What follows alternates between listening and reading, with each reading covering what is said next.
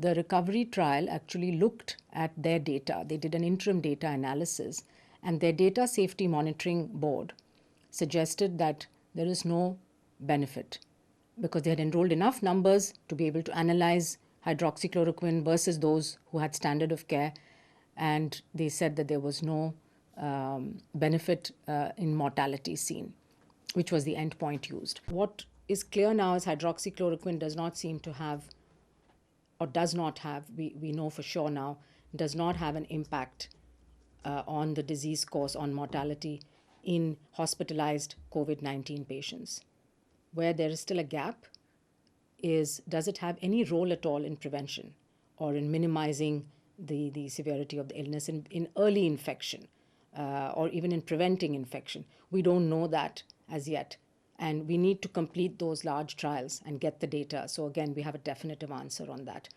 As a global community, what do we want? We want clear answers to these questions. We want to know whether a drug reduces mortality or not. And if it doesn't, does it have any other beneficial effects like reducing hospitalization or the need for ventilation? If those benefits are there, then we want patients to get it. But if there aren't, we want everybody to know that there's no point in continuing. So we have the same situation with Lopinavir, Ritonovir now, which we will be looking at, and then deciding on whether we should change the other arms in the trial. But we will come to that later. Currently, we know that the recovery trial, which I said is very similar to the Solidarity trial, is also enrolling patients in to Lopinavir, Ritonovir. So between Solidarity and recovery, we've already enrolled about I think over 3,000 patients into the Lopinavir, Ritonovir arm, and similar number into standard of care. So this is already a huge number and should be enough to tell us whether this drug is actually having a mortality benefit or a benefit in reducing the severity of the illness. So we're entering a new phase now of vaccine trials, the phase 3 trials, which are the ones that will definitively prove whether a vaccine is efficacious and safe.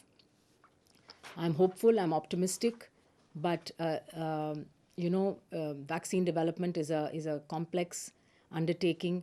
It comes with a lot of uncertainty.